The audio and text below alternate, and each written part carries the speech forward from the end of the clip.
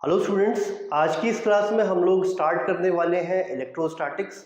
Electrostatics board exam और competitive exam जैसे NEET और आईटी जेई के पॉइंट ऑफ व्यू से काफ़ी इंपॉर्टेंट है और इसमें काफ़ी सारे सवाल पूछे जाते हैं। ठीक है, आइए स्टार्ट करते हैं।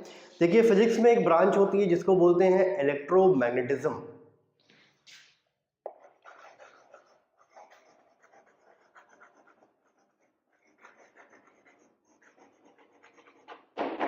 ठीक है, इलेक्ट्रोमैग्नेटिज्म का मतलब होता है स्टडी ऑफ चार्ज। चार्ज की स्टडी को इलेक्ट्रोमैग्नेटिज्म बोलते हैं। अब इस ब्रांच के दो डिवीजन हो जाते हैं, यानी इस ब्रांच के अंदर दो ब्रांचेस आती हैं। पहली ब्रांच है इलेक्ट्रोस्टैटिक्स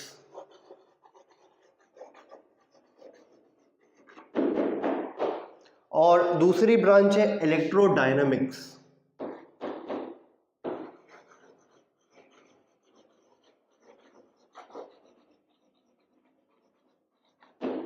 ठीक है, देखिए इलेक्ट्रोस्टैटिक्स का क्या मतलब होता है। इलेक्ट्रोस्टैटिक्स का मतलब है study of charge at rest.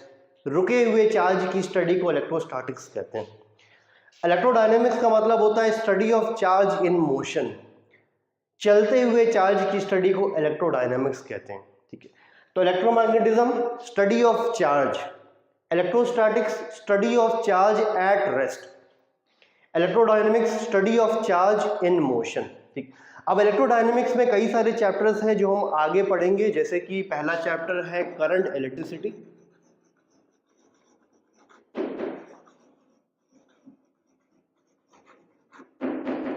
दूसरा चैप्टर है मैग्नेटिज्म,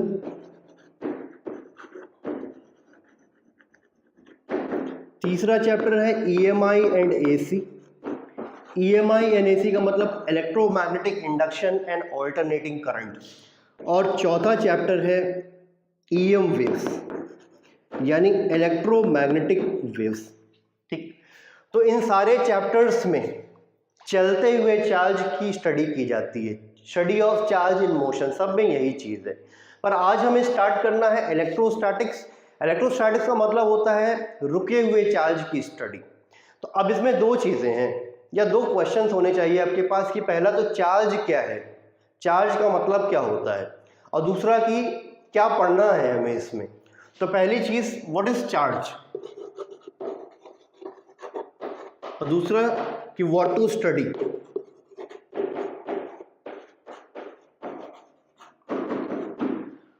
तो चार्ज का जो मतलब होता है, चार्ज तो आपने लोअर क्लासेस से पढ़ते आ रहे होंगे, फिर भी आज हम बहुत ही अच्छे से प्रॉपरली बेसिक लेवल से चार्ज का मतलब समझेंगे कि चार्ज क्या होता है। तो स्टार्टिंग विद चार्ज। देखिए, चार्ज का समझने के लिए, चार्ज का मीनिंग समझने के लिए हमें कुछ ओल्ड एक्सपेरिमेंट्स पे जाना पड़ेगा। और उनमें से एक एक्सपेरिमेंट है कि दो इलेक्ट्रॉन्स लिए गए, एक ये इलेक्ट्रॉन और एक ये इलेक्ट्रॉन, और दोनों को कुछ सेपरेशन पे रख दिया गया, और वो सेपरेशन हो गई r। इस इलेक्ट्रॉन का मास है me, इसका मास है me। ये इलेक्ट्रॉन है और ये भी इलेक्ट्रॉन है। अब बताइए, अगर दोनों इलेक्ट्रॉन्स हैं तो दोनों में, अच्छा आगे बढ़ने से पहले आपको समझना होगा कि इस टाइम जब हम इस एक्सपेरिमेंट की बात कर रहे हैं, उस टाइम किसी को चार्ज का मतलब नहीं मालूम था कि चार्ज क्या होता है। सिर्फ और सिर्फ एक चीज मालूम थी, जो थी Newton's law of gravitation. Newton's law of gravitation होता ये है कि, या ये लॉ ये कहता है कि जितने भी मासेस हैं वो आपस में एक दूसरे को अट्रैक्ट करते हैं। जैसे कि अगर एक मास ये है, दूसरा मास ये है, तो दोनों एक दूसरे को अट्रैक्ट करेंगे। कितने फोर्स से अट्रैक्ट करेंगे, वो होता है F is equal to capital G m1 into m2 upon r square. ये आपने पढ़ा होगा। तो उस हिसाब से चार्ज का तो मतलब अभी किसी को मालूम ही नहीं है। ये इलेक्ट्रॉन है, इसका मास है, ये इलेक्ट्रॉन इसका मास है, तो दोनों इलेक्ट्रॉन्स का अगर मास है तो दोनों एक दूसरे को अट्रैक्ट करना चाहिए। ठीक है, दोनों एक दूसरे को अट्रैक्ट करना चाहिए कितने फोर्स से। उस फोर्स को मैं लिख देता हूं Fg cap is equal to capital G m1 into m2 upon r square, क्योंकि m1 m2 तो me लिख दिया मैंने। इतने फोर्स से दोनों इलेक्ट्रॉन्स को एक दूसरे को अट्रैक्ट करना चाहिए। पर प्रैक्टिकली यहां पर कुछ और पाया गया। प्रैक्टिकली ये पाया गया कि ये दोनों इलेक्ट्रॉन्स एक दूसरे को अट्रैक्ट नहीं कर रहे। ये फोर्स जो होना चाहिए ये अट्रैक्टिव होना चाहिए। प्रैक्टिकली ये पाया गया कि ये दोनों इलेक्ट्रॉन्स एक दूसरे को अट्रैक्ट नहीं कर रहे हैं बल्कि रिपल कर रहे हैं, और उस फोर्स ऑफ रिपल्शन को मैं Fe लिख देता हूं। एक बात समझ में आई आपको कि इस फोर्स से ये दोनों इलेक्ट्रॉन्स को अट्रैक्ट करना चाहिए, पर अट्रैक्ट नहीं कर रहे, रिपल कर रहे। वैसे भी कॉमन सेंस से आप सोच सकते हैं कि ये इलेक्ट्रॉन नेगेटिव होता है, रिपल्शन होना चाहिए। तो वही पाया गया कि दोनों इलेक्ट्रॉन्स में रिपल्शन है, और वो जो रिपल्सिव फोर्स था वो इस अट्रैक्टिव फोर्स से काफी ज्यादा था। तो यहां से कुछ कंक्लूड किया गया। कंक्लूड ये किया गया कि इस इलेक्ट्रॉन के पास कुछ ना कुछ तो ऐसा है, इस इलेक्ट्रॉन के पास कुछ ना कुछ तो ऐसा है मास के अलावा, जिसकी वजह से ये और ये आपस में रिपल कर रहे हैं। ठीक है, यानी इस इलेक्ट्रॉन के पास और इस इलेक्ट्रॉन के पास कुछ ऐसी प्रॉपर्टी है जिसकी वजह से ये दोनों इलेक्ट्रॉन्स एक दूसरे को रिपल कर रहे हैं। उसी प्रॉपर्टी ऑफ दिस इलेक्ट्रॉन को बोला जाता है चार्ज, या फिर मैं और अच्छे से बोलूं तो बोला जाएगा charge is the property of matter. Electron एक मैटर है, ये भी एक मैटर है, तो charge is the property of the matter. इस मैटर के पास एक प्रॉपर्टी है, इस मैटर के पास एक प्रॉपर्टी है जिसको बोलते हैं charge. Charge is the property of matter.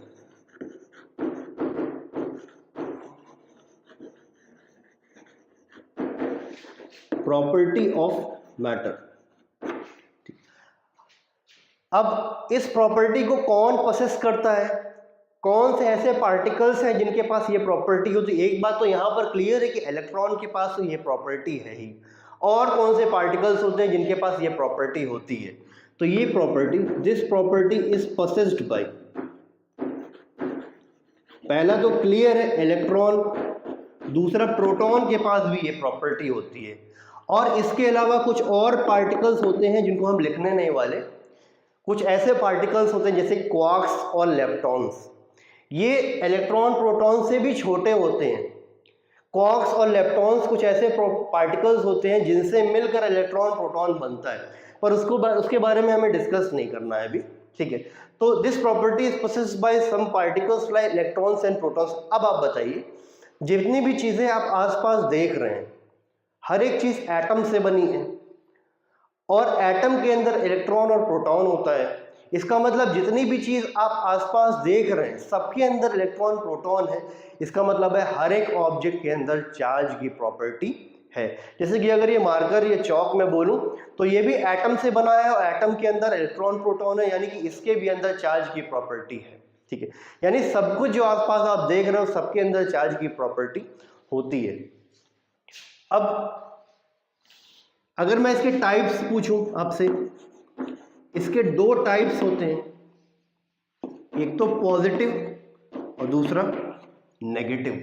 Charge दो टाइप्स के होते हैं, पॉजिटिव और नेगेटिव। यूनिट बताइए अब क्या होती है। चार्ज की यूनिट होती है कूलॉम, ये बिल्कुल बेसिक है, कुछ बहुत बड़ा दिमाग लगाने वाला नहीं है। ठीक, डायमेंशन या डायमेंशनल फॉर्मूला चार्ज का। चार्ज का डायमेंशनल फॉर्मूला निकालने के लिए आपको चार्ज का फॉर्मूला पहले पता होना चाहिए। तो उसके लिए बताइए, current is equal to charge upon time होता है, पहले ही आपने पढ़ा होगा। Rate of flow of charge is called as current, current is equal to charge upon time. तो charge is equal to current into time हो जाता है। क्लियर है। अब करंट का जो डायमेंशनल सिंबल होता है कैपिटल ए होता है, और टाइम का डायमेंशनल सिंबल कैपिटल टी होता है।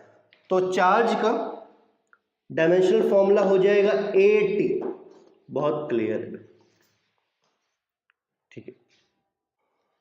देखिए, जिस तरह से आपने अभी देखा कि चार्ज मैटर की प्रॉपर्टी होती है, अब चार्ज की भी अपनी कुछ प्रॉपर्टीज होती है, यानी कि चार्ज के बारे में भी हमें कुछ और अभी पढ़ना है, कुछ और चार्ज के फीचर्स होते हैं जो हमें पढ़ना है।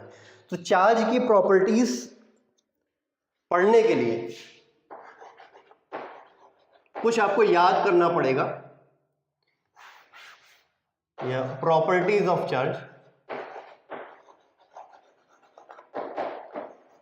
देखिए, इसकी 7 प्रॉपर्टीज होती है, 7 प्रॉपर्टीज, और उन 7 प्रॉपर्टीज को याद करने के लिए आपको एक कोड वर्ड याद करना पड़ेगा। देखिए, मार्केट में अगर आप याद करें, एक बिस्किट आता है हाइड एंड सीक, ठीक है, उसी हाइड एंड सीक से एक वर्ड बना लीजिए मैट सीक। क्या मैंने बोला? मैट सीक, MAT मैट, और CIEQ, SEE के नहीं है, सी की स्पेलिंग कुछ और है, CIAQ, ठीक है। ये वर्ड याद करना है, मैट सीक। अब इसमें देखिए 7 लेटर्स हैं, MATCIEQ, और हर लेटर का एक मतलब है, ठीक है। तो स्टार्ट करेंगे 1 बाय 1। पहला लेटर है M। M का मतलब है मास। अब चार्ज की कौन सी property? Charge is associated with mass. Charge is associated with mass. Clear? इसका मतलब ये है, चार्ज हमेशा मास पर ही होगा। अगर मास नहीं तो चार्ज नहीं। ऐसा हो नहीं सकता कि मास नहीं है और चार्ज हो। जैसे इलेक्ट्रॉन ही आपने देखा, इलेक्ट्रॉन के पास तो मास है ना, अगर मास है तभी इलेक्ट्रॉन के पास चार्ज की प्रॉपर्टी है। अगर मास नहीं है, अगर मास नहीं है मतलब कुछ है ही नहीं, अगर कुछ नहीं है तो फिर चार्ज भी नहीं होगा। तो अगर मास होगा तभी चार्ज होगा। तो ऑलवेज चार्ज किससे लिंक्ड है? चार्ज किससे एसोसिएटेड है? मास से। अब ये पहली प्रॉपर्टी हो गई। दूसरी प्रॉपर्टी है, यहां पर दूसरा लेटर है ए का मतलब है एडिटिव, यानी चार्ज इज एडिटिव।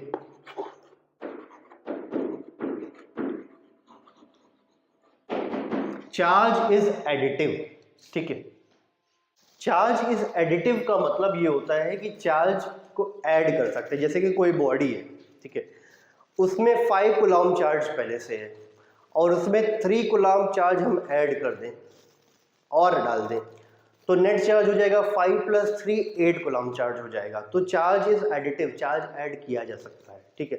तो अगली प्रॉपर्टी है, उसको हम देखेंगे टी से। टी का मतलब है ट्रांसफरेबल, ठीक है। तो charge is transferable. Charge is transferable,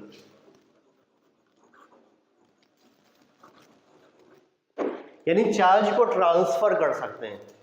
एक बॉडी से दूसरे बॉडी में चार्ज हम ले जा सकते हैं। अब आपको यहाँ पर ध्यान ये रखना है कि charge is always transferred in terms of electrons. हमेशा जब हम एक बॉडी से दूसरे बॉडी में चार्ज ले जाते हैं तो हम इलेक्ट्रॉन को ले जाते हैं।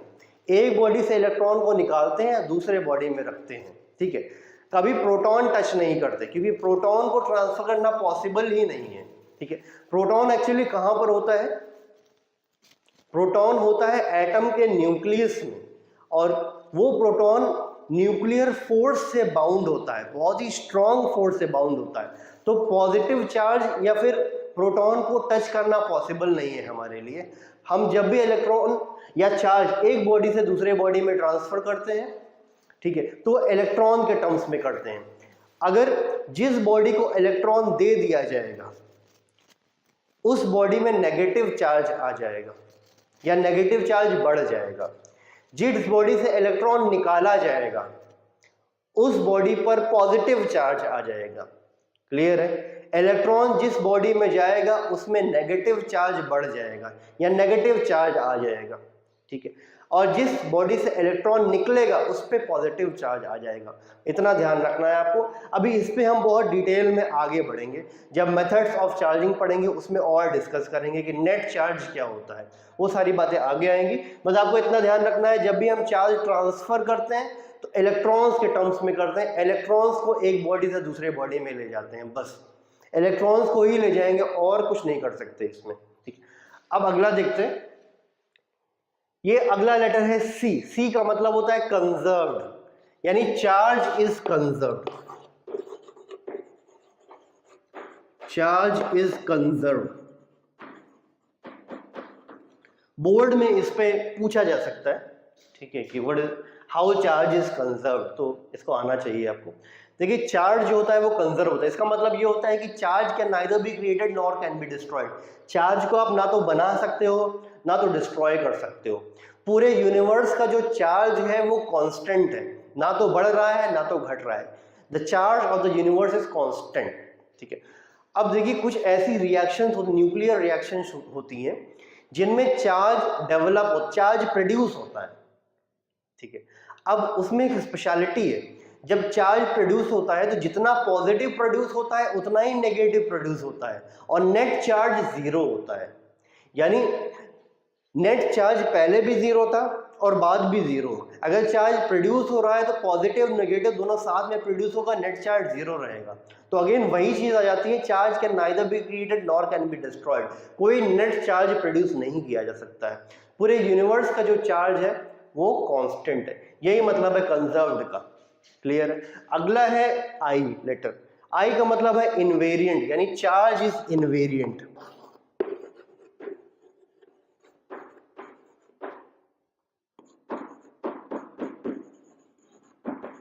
इनवेरिएंट का मतलब ये होता है, देखिए चार्ज किसी बॉडी पे होगा, उसका मास होगा, ठीक है। अब अगर वो बॉडी मूव करती है उसका चार्ज पे कोई इफेक्ट नहीं आएगा, यानी कि चार्ज बढ़े या घटेगा नहीं। कोई बॉडी है, ये कोई बॉडी है, अगर इस पे चार्ज है और ये बॉडी मूव कर रही है तो इसकी स्पीड से इस चार्ज पे कोई इफेक्ट नहीं होगा। आप बोले कि इसकी स्पीड, अगर इसकी स्पीड बढ़ रही है तो चार्ज बढ़ जाएगा या घट जाएगा, ऐसा पॉसिबल नहीं है। That means charge is independent of the speed of the charge और the speed of the body on which charge is. Clear है। तो सीधा सीधा आप ऐसा बोल सकते हो, charge is independent of speed. Charge is independent of speed. Speed से चार्ज पे कोई इफेक्ट नहीं पड़ता है। बॉडी की स्पीड कुछ भी हो, चार्ज वही रहेगा, वही बना रहेगा। ठीक है, आई थिंक ये बात क्लियर है। अगला लेटर है ई। ये थोड़ा सा इंपॉर्टेंट है, ठीक है। ई का मतलब है इलेक्ट्रिकल एंड मैग्नेटिक इफेक्ट्स। एक बार फिर से, ई का मतलब है इलेक्ट्रिकल एंड मैग्नेटिक इफेक्ट्स। यानी प्रॉपर्टी कौन सी बनेगी? प्रॉपर्टी है charge produces electrical and magnetic effects.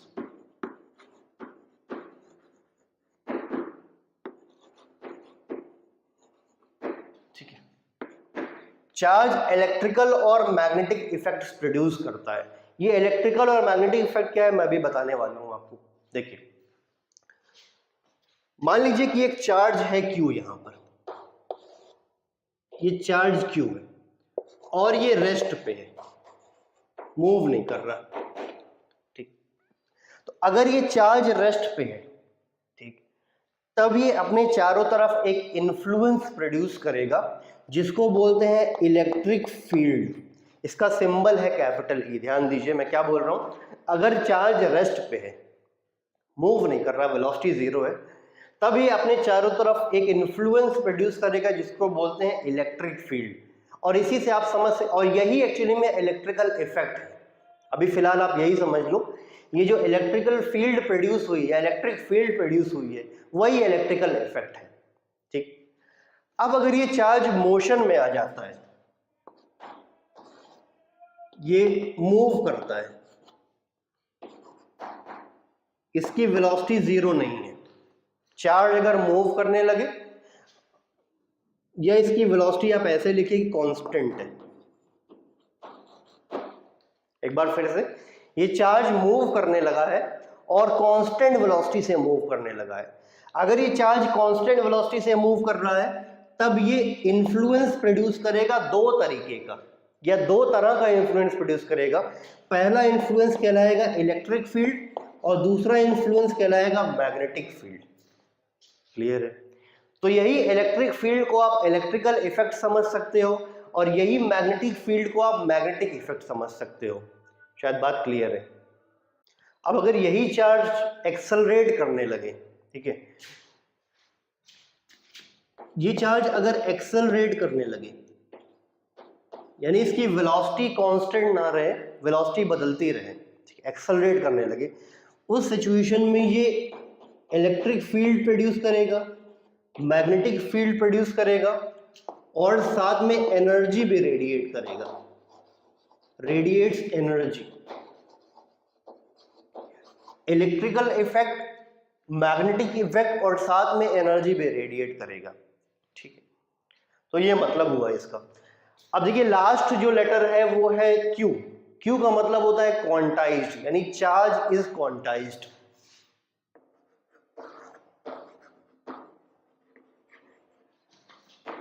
Charge is quantized,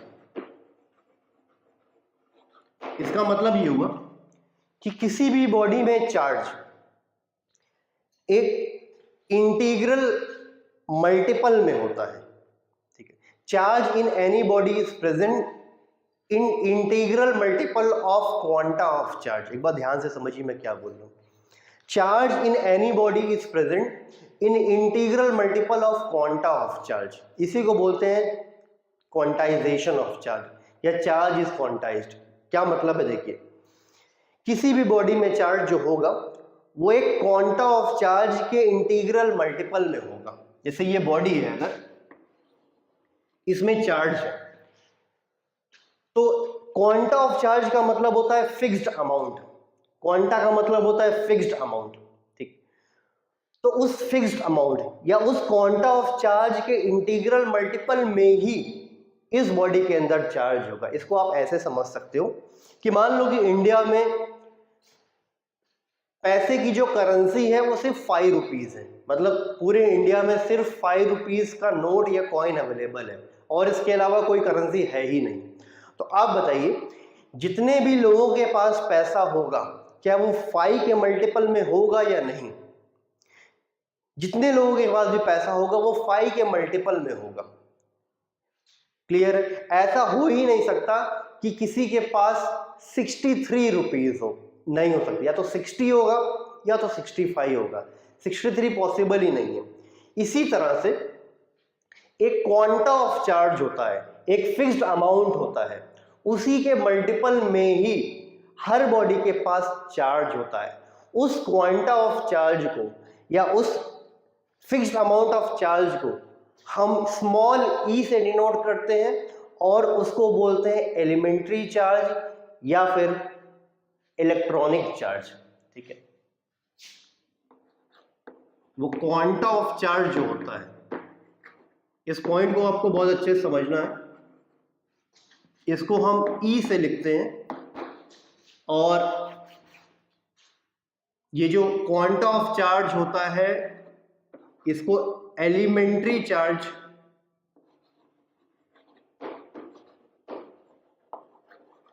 या फिर इलेक्ट्रॉनिक चार्ज। इलेक्ट्रॉनिक चार्ज का मतलब charge on electron, clear. Electron पे जो चार्ज होता है उसी को इलेक्ट्रॉनिक चार्ज कहते हैं और उसी को एलिमेंट्री चार्ज कहते हैं, ठीक। और यही क्वांटा ऑफ चार्ज हो जाता है। जितनी भी बॉडीज होंगी अगर उनमें चार्ज है तो इसी चार्ज के मल्टीपल में होगा, क्लियर है। जैसे कि अगर मैंने बोला किसी बॉडी पे चार्ज Q है तो ये जो Q होगा इसी electronic charge elementary charge E quanta of charge के मल्टीपल में होगा, यानी वो charge Q n times of E होगा, जहां पर n एक इंटीजर है, क्लियर। शायद समझ में आ रहा है आपको। जैसे मैंने बोला कि किसी बॉडी के पास चार्ज 95 टाइम्स ऑफ E हो सकता है, बिल्कुल 95 एक इंटीजर है तो E का 95 टाइम्स हो सकता है चार्ज। अच्छा, अगर मैं बोलूं किसी बॉडी के पास चार्ज 13.5 टाइम्स ऑफ E हो, Q is equal to 13.5 times of E। ये 13.5 क्या इंटीजर है? नहीं। तो 13.5 टाइम्स ऑफ E ये चार्ज किसी बॉडी के पास हो ही नहीं सकता क्योंकि ये इंटीजर है ही नहीं। अगर मैं बोला Q बराबर 21 टाइम्स E, ये चार्ज हो सकता है किसी बॉडी पर? बिल्कुल हो सकता है, क्योंकि जो चार्ज है वो 21 टाइम्स E है और यहाँ पर 21 एक इंटीजर है, तो ये चार्ज हो सकता है। अब अगर मैं बोलूं कि किसी बॉडी के पास charge Q is equal to 8.6 into 10 की पावर 12 कूलॉम है, ठीक। तो क्या ये चार्ज पॉसिबल है?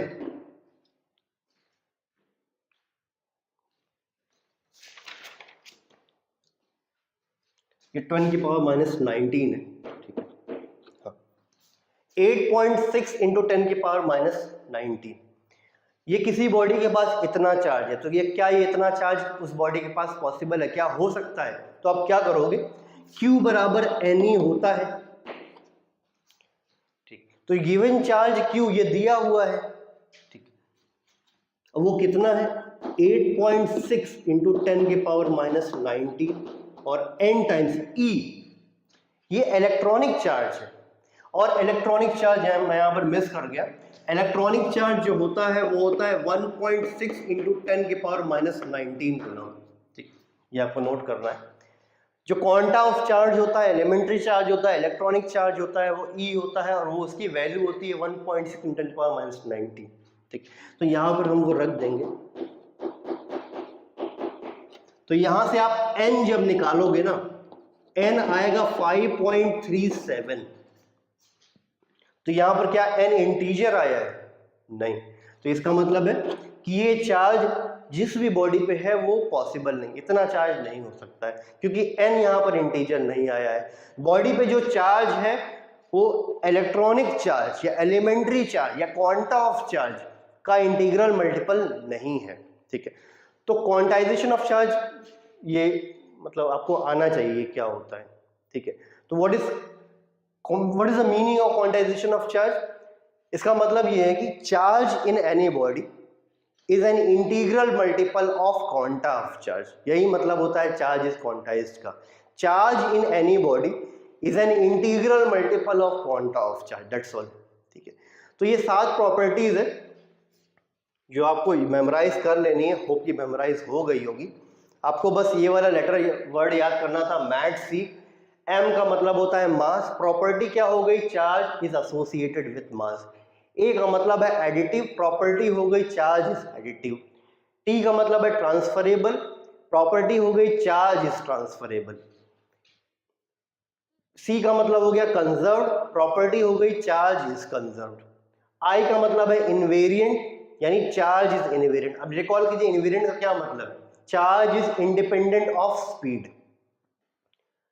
E का मतलब है इलेक्ट्रिकल एंड मैग्नेटिक इफेक्ट, यानी charge produces electrical and magnetic effect. और Q का मतलब है चार्ज क्वांटाइज्ड और प्रॉपर्टी है चार्ज इज क्वांटाइज्ड। तो ये सारी प्रॉपर्टीज आपको याद होनी चाहिए, ठीक है। और फिलहाल इस क्लास में, इस लेक्चर में इतना ही है। बाकी नेक्स्ट क्लास में हम लोग मेथड ऑफ चार्जिंग पढ़ेंगे और उस पर कुछ क्वेश्चंस देखेंगे, ठीक है। तो आज की क्लास में इतना ही। Thank you.